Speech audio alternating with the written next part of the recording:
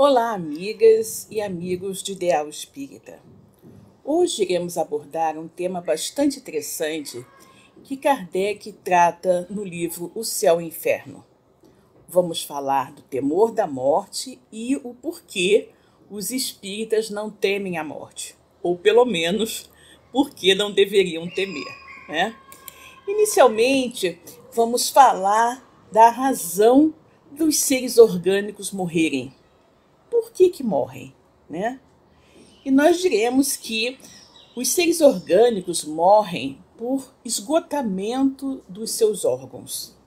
É como se nós tivéssemos uma máquina e esta máquina começasse a trabalhar mal, começasse a ter problemas na sua organização e por isso então parasse de funcionar.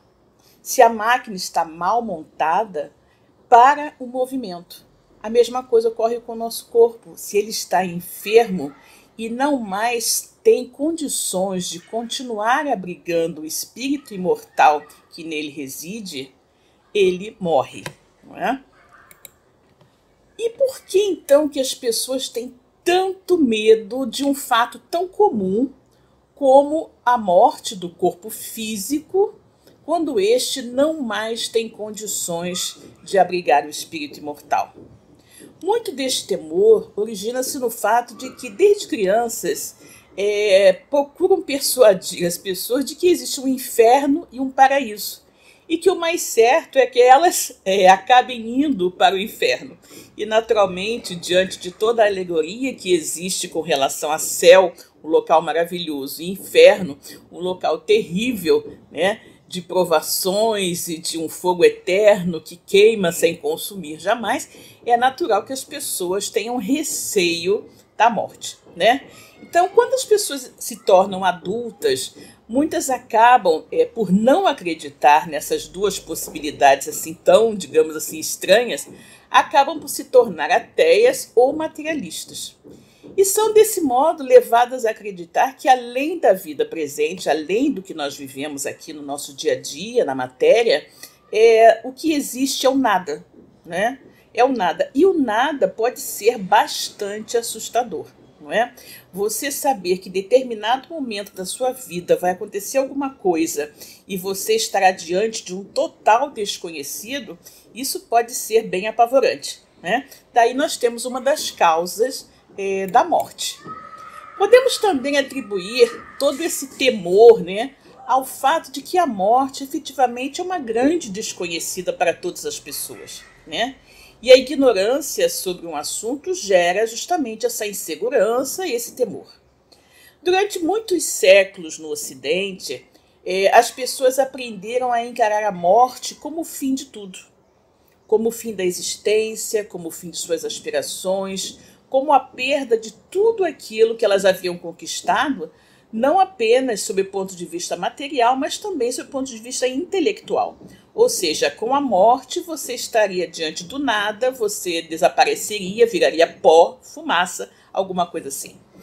Então nós aprendemos também que, como já dissemos anteriormente, ao ver no desencarne a definição plena, né, da nossa vida futura, as condições em que viveríamos, né, e sabendo que ou temos o céu ou o inferno como opção, e muito assim, ligeiramente, uma possibilidade de ir para um lugar meio estranho, difuso, que ninguém entende muito bem como é, chamado purgatório, as pessoas acabam desenvolvendo, mesmo que inconscientemente, esse temor, esse pavor da morte. Pois então, bastante compreensível, né, diante dessas concepções, que elas hajam perturbado, né, o nosso discernimento e imposto a todas as pessoas esse medo tão acentuado. As pessoas não têm opção, não colocam diante delas, né, em princípio não colocavam diante delas outra opção que não essas duas, talvez três, né? E outro fato que nós devemos levar em conta é o nosso natural instinto de sobrevivência, né? Esse instinto de sobrevivência que nos leva a resistir bastante ante a ameaça de destruição do nosso corpo físico. É natural, esse instinto foi colocado em nós, né, providencialmente por Deus, que deixou então para nós esse instinto de preservação, esse cuidado natural que temos com o nosso corpo. Então, daí resulta também esse medo, não é? Esse medo grande de vermos esse corpo que nós instintivamente temos que preservar, não é? Ameaçado de extinção. E aí você faz a ligação, né? Instinto de preservação, conservação do corpo com morte, o fim de tudo, a eliminação do corpo, a eliminação da vida, e aí naturalmente nós conseguimos estabelecer essa conexão e entender o porquê de tanto receio das pessoas com relação à morte, à extinção do seu corpo material. Também esse temor da morte vem do nosso desconhecimento, né, do que seja a morte e ao que ela pode nos conduzir, né?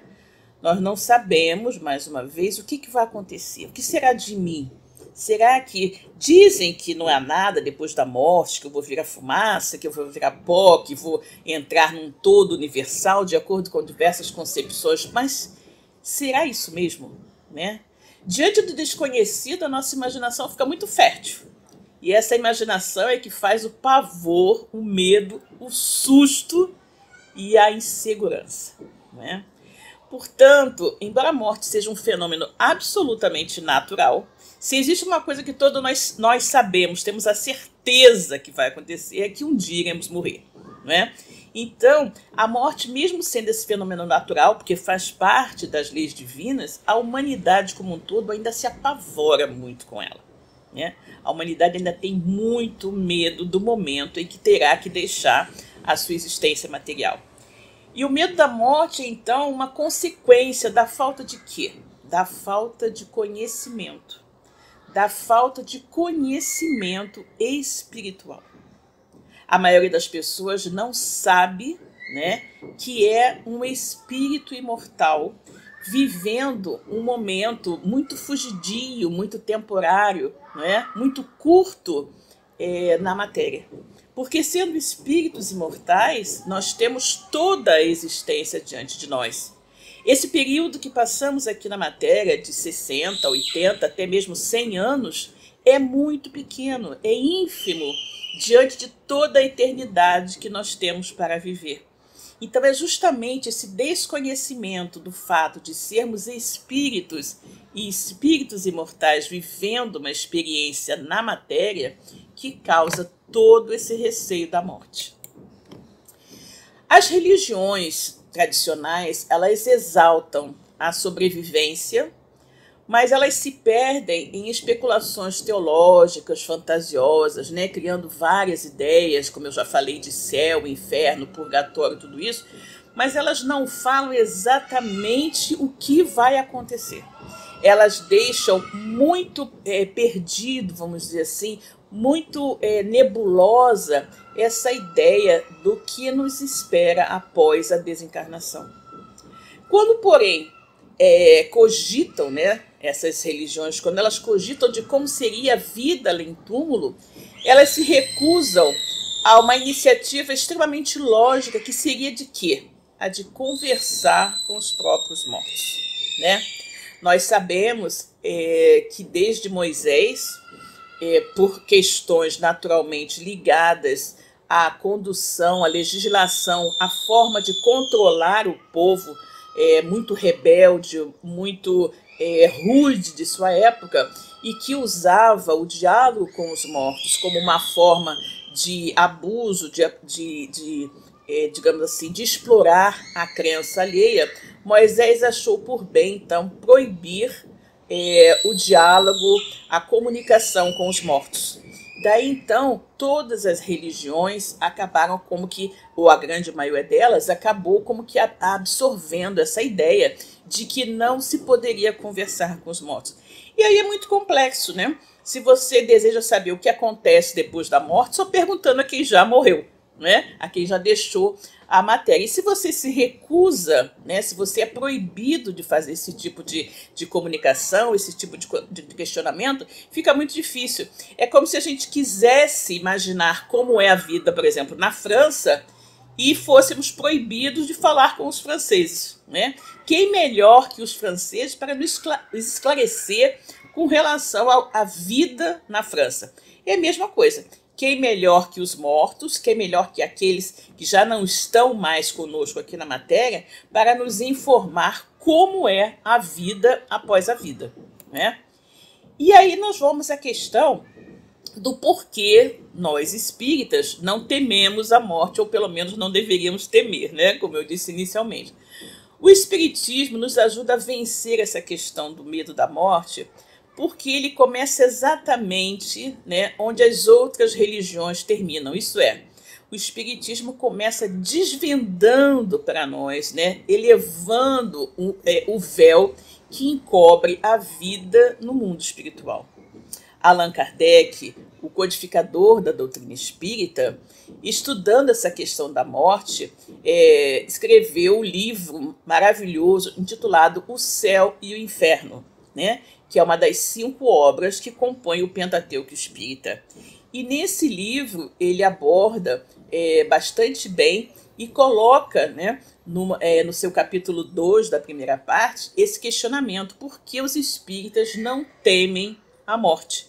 Então, nós vamos ter ali naquele capítulo toda uma explicação de Kardec com relação a isso, né? Ele nos esclarece que o entendimento correto das condições e finalidades da morte auxilia a pessoa a não ter medo, mas a viver de modo consciente e digno no mundo, a fim de encontrar felicidade e paz no outro lado da vida. O que isso significa? Significa que todos nós devemos pautar a nossa vida por uma conduta reta, uma conduta correta, que vá nos possibilitar, ao voltarmos ao plano espiritual, nos possibilitar viver em paz, harmonia e felicidade, né? Aqueles que forem justos, aqueles que agirem corretamente, essas pessoas não precisam ter medo de nada, né? Não precisam ter medo da morte, porque a sua fé, né, vai lhes assegurar a certeza do futuro. Então o espírita sabe perfeitamente quem é, de onde veio, para onde vai e o que está fazendo aqui. Então vamos responder essas questões. Quem somos? Somos espíritos. De onde viemos? Da nossa verdadeira vida, que é a vida espiritual. Para onde nós vamos? Nós vamos voltar para a nossa casa. Vamos voltar para o mundo espiritual. Mas o que nós estamos fazendo aqui? Por que viemos para cá?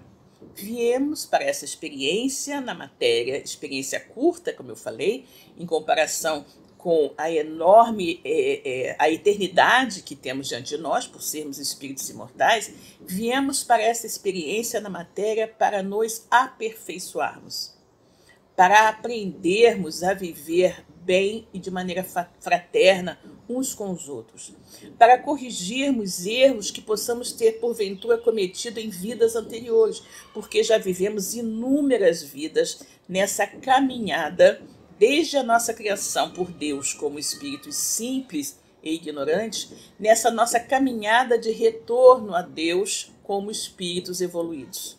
Então, nós vamos vivendo diversas encarnações e em cada uma delas aprendendo um pouco mais e indo nos melhorando a cada nova oportunidade, né? Então, a esperança faz com que o homem acredite, né? Que o espírito acredite numa vida melhor. E o exercício da caridade vai lhe dar segurança.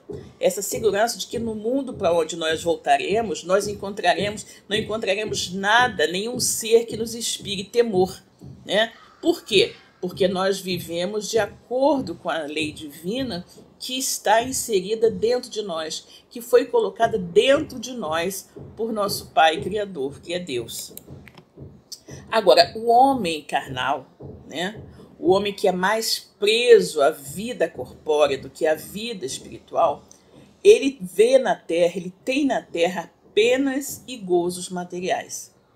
A sua felicidade consiste basicamente na satisfação de todos os seus desejos materiais. a sua alma, né, que é como nós chamamos o espírito uma vez encarnado, quando desencarna a gente passa a chamar de espírito, mas que é a mesma coisa, alma e espírito são a mesma coisa. Então a sua alma, de espírito encarnado, está constantemente preocupada e angustiada pelos problemas da vida. E se conserva numa ansiedade, numa tortura constante. Por quê?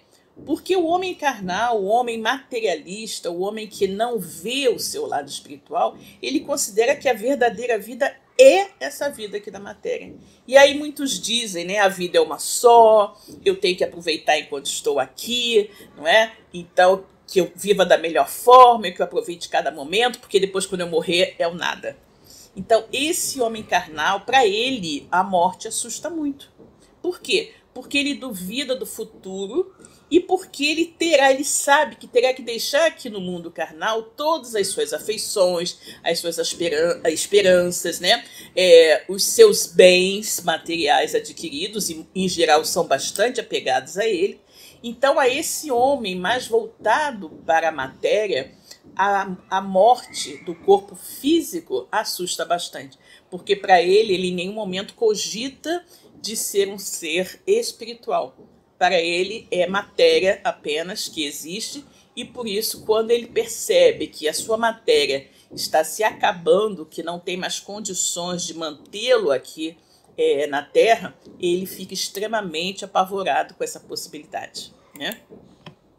Então, o homem moral, né? O homem moral, por um outro lado, aquele homem espiritualizado que se colocou acima das necessidades fictícias criadas pelas paixões, né, do nosso dia a dia, ele já vê nesse mundo, né, ele já experimenta nesse mundo gozos e prazeres que o homem material desconhece, né? O homem mais espiritualizado, ele tem seus desejos bastante moderados, porque ele dá ao seu espírito, né, esses desejos mais moderados, mais simples, dão ao seu espírito uma calma e uma serenidade, porque ele sabe que está aqui passando uma temporada, vamos dizer assim, está aqui vivendo um pequeno estágio, e que nesse estágio tudo que o cerca é como se fosse assim, como se estivéssemos numa escola, e tudo que nos cerca é como se fosse material escolar, que nós vamos utilizar para o nosso aprendizado maior como espíritos.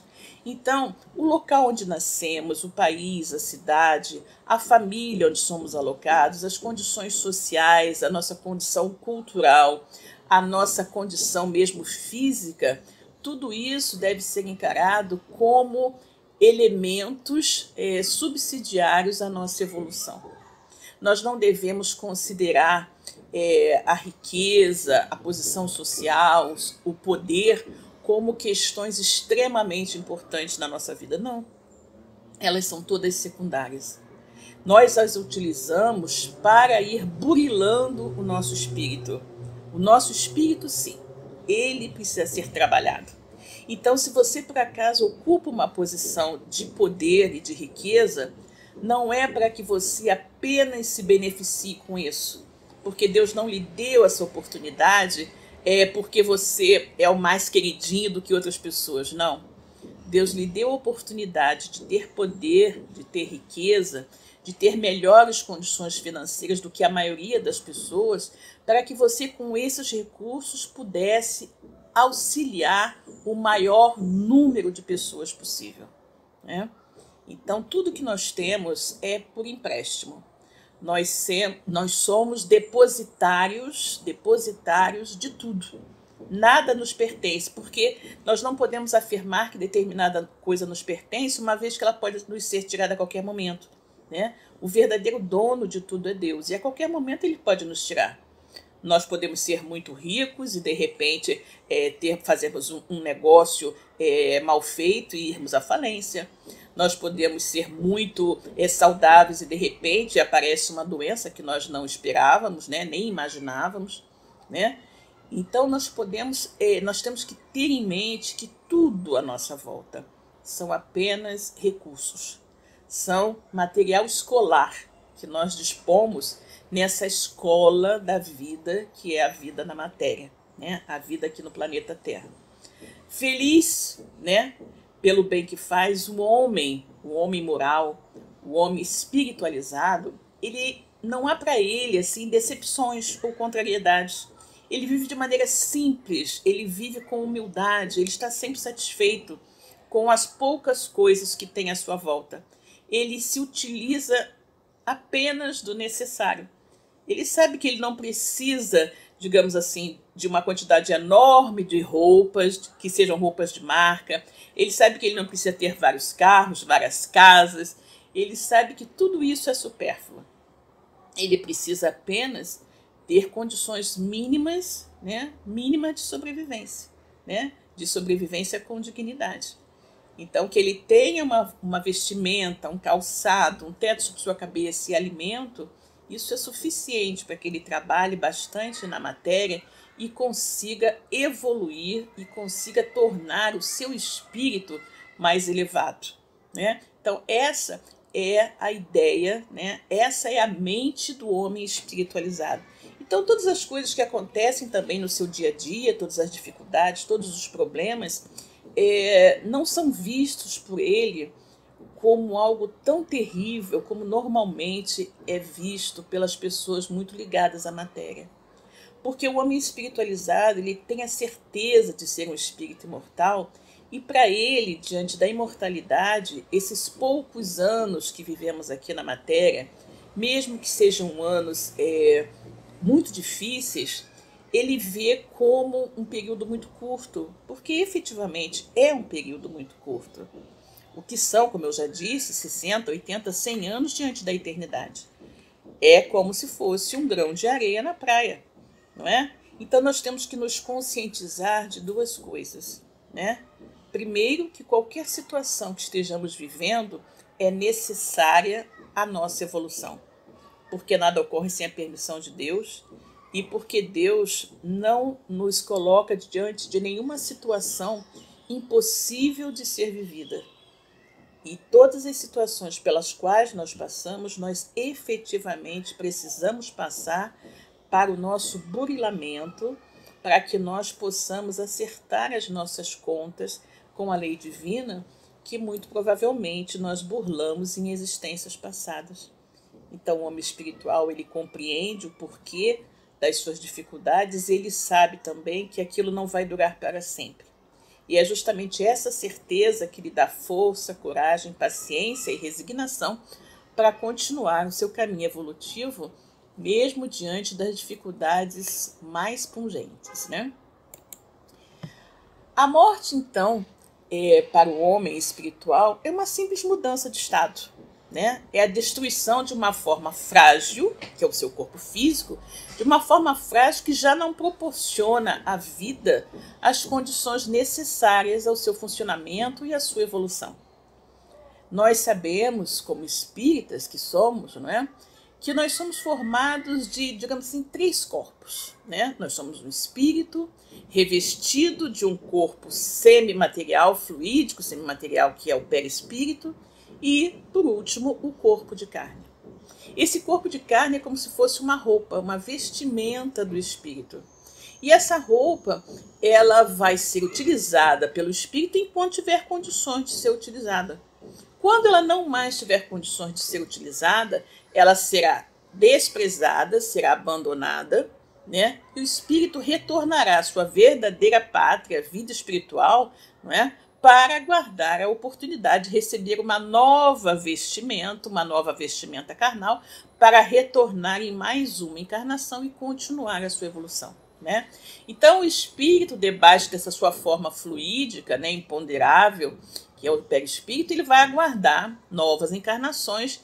E o que vai acontecer? O seu estado mental, né, equilibrado ou desequilibrado, tranquilo ou intranquilo, o seu estado de sensação de paraíso ou de inferno vai depender dos frutos da existência que ele levou na matéria, né? Vai ser, como Jesus disse, o momento da colheita, da semeadura que ele tiver feito enquanto encarnado. A morte, então, promove o encontro com a nossa própria consciência, para avaliarmos, então, a experiência humana que acabou de terminar. É como dizia Jesus, né, o momento dos tempos são chegados, né, na hora em que vamos acertar as contas, né, a hora do momento da decisão. O que significa isso? Que quando nós deixarmos o corpo físico, nós teremos que dar conta do que fizemos aqui, né? E aí nós vamos receber, né, segundo as nossas obras, como eu disse, esse tribunal, né, da consciência, esse tribunal incorruptível, né, que nós mesmos elegemos e organizamos dentro de nós, determinará então se nós seguiremos para regiões menos felizes, onde, como disse Jesus, né, haverá prantos e ranger de dentes, ou se nós vamos estar habilitados a estagiar em comunidades felizes, plenamente integradas ao serviço do bem. Tudo vai depender de como nós nos conduzimos aqui durante o nosso estágio na matéria. A vida que nós encontraremos no mundo espiritual será sempre de acordo com aquilo que produzimos, né? Pois, como eu já falei, a cada um será dado segundo as suas próprias obras. Assim sendo, a vida que vamos encontrar no futuro, no mundo espiritual, vai variar muito de pessoa para pessoa. Algumas criaturas, apesar de terem suas vidas, né, apesar de terem tido vidas materialmente boas, acomodadas, ricas, aparentemente felizes, elas poderão encontrar consequências desastrosas, tristes, depressivas mesmo, ao deixarem o corpo material, né? Toda a felicidade, toda a riqueza, todo o luxo que desfrutaram aqui poderá facilmente não ser visto, poderá não, efetivamente não será encontrado no mundo espiritual. Elas poderão encontrar situações muito difíceis. E aí a gente vai lembrar da história do rico e Lázaro, né? Nessa história existia um homem muito rico que tinha tudo na vida em termos de posses materiais, e Lázaro, que era um mendigo muito doente que vivia próximo à sua casa, né? E quando os dois desencarnam, o homem vê que ele está em situação de extrema miséria, sofrendo grandes tormentos. E Lázaro, que havia sofrido durante toda a sua vida material, se encontra, como se dizia, né, no seio de Abraão, né? Ele se encontra no dito céu. E o homem então compreende, né? Ele compreende que toda a sua vida material, em que ele foi egoísta, só pensou nele mesmo, só pensou em usufruir de todas as benesses que a riqueza oferecia, sem se preocupar em dividir um pouco com os seus semelhantes mais necessitados, sem olhar para o próximo com um olhar fraternal e dessa forma auxiliar com todos aqueles recursos materiais que Deus havia disponibilizado para ele, auxiliar outras pessoas na sua caminhada na Terra. Ele percebe então que tudo o que ele poderia ter usufruído, ele já usufruiu na vida passageira da matéria. E que agora ele estará no plano espiritual, onde tem a verdadeira vida, absolutamente miserável, né? Absolutamente miserável, porque ele não acumulou tesouros no céu, como havia recomendado Jesus, né? Aqueles tesouros que ninguém pode roubar, aqueles tesouros que não enferrujam, que as traças não corroem, né? Todos os seus tesouros eram materiais, e como sendo materiais, ficaram aqui na matéria. E ele chega ao plano espiritual totalmente desprovido de qualquer tesouro espiritual que ele absolutamente não havia buscado adquirir, né? Outras pessoas, então, encontrarão uma vida mediana, né? Uma vida mediana, inicialmente sem maiores perspectivas, em face de terem sido bem poucos as coisas que eles semearam quando encarnadas, né? As coisas boas que eles semearam como encarnadas. Outras ainda encontrarão belezas, maravilhas, oportunidades novas, sensações sublimes, de acordo com aquilo que desenvolveram dentro de si mesmas, né? De acordo com o estudo que fizeram, de acordo com a busca de conhecimentos sobre a vida espiritual que elas mantiveram enquanto encarnadas, de acordo com as boas ações que praticaram, de acordo com a sua atitude menos egoísta, mais fraterna em relação aos seus semelhantes. Essas pessoas, então, que tiveram uma vida voltada para a sua melhoria íntima, para a sua reforma íntima, para o aprimoramento dos seus espíritos imortais, essas encontrarão belezas, maravilhas, oportunidades novas, né? Para quando receberem um novo corpo, poderem retornar para continuar o seu aprendizado. O céu e o inferno não correspondem, né, como nós falamos, a um local específico, a uma área geográfica, e sim a um estado de alma. Por isso, as criaturas enfrentarão essas situações, né, de felicidade ou infelicidade, essas situações agradáveis ou não, no plano espiritual, ou seja, quando elas deixarem a vida na matéria e voltarem para a verdadeira vida na pátria espiritual. Mas, no entanto, nós não podemos pensar que as situações, né, de infelicidade que muitos espíritos ligados à matéria viverão na espiritualidade será uma situação eterna. Não. Graças à misericórdia de Deus, que é a inteligência suprema, soberanamente justo e bom, não existe nenhuma condenação eterna. Todas as criaturas, né, no plano espiritual, continuarão a viver, podendo reajustar-se e recuperar-se para retornarem a uma nova reencarnação. Todos irão receber uma nova oportunidade de reajuste, né? A grande maioria das criaturas que vivem hoje na Terra vai precisar de muitas encarnações ainda. E tais encarnações serão uma bênção para todas elas. Na verdade, será uma bênção para todos nós. É muito bom saber que nós temos a possibilidade de recomeçar. Nós temos a possibilidade de reajustar, de corrigir todos os erros que nós, porventura, tenhamos cometido. Então, é muito bom saber que essa vida não é a única, que esta é apenas uma das inúmeras vidas que nós teremos que viver, que nós viveremos enquanto estivermos na nossa caminhada evolutiva. Como Deus, né, na sua infinita bondade, não condena ninguém, seja como for que tenhamos vivido, né, nós teremos sempre novas oportunidades para nos recuperarmos. Deus é infinitamente bom, misericordioso, compreensivo. Ele sabe que somos espíritos ainda muito endividados. Somos espíritos ignorantes, crianças espirituais, como costuma se dizer, não é? E aí, no entanto, mesmo sabendo de que Deus, né, não condena ninguém, nos dá sempre novas oportunidades, vai ficar a pergunta, né? Vai ficar essa pergunta muito importante. Por que semearmos sofrimentos para o nosso futuro, se nós podemos, desde já, semear paz, felicidade e amor, né? Então, é muito, muito importante que a gente tenha isso em mente.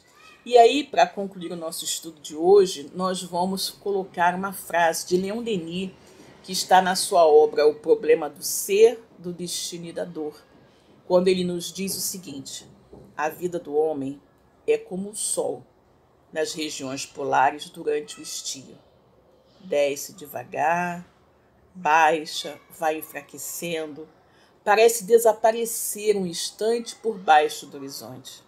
É o fim, na aparência, mas logo depois torna a elevar-se para novamente descrever a sua órbita imensa no céu. Que a paz do Senhor esteja com todos nós. Graças a Deus.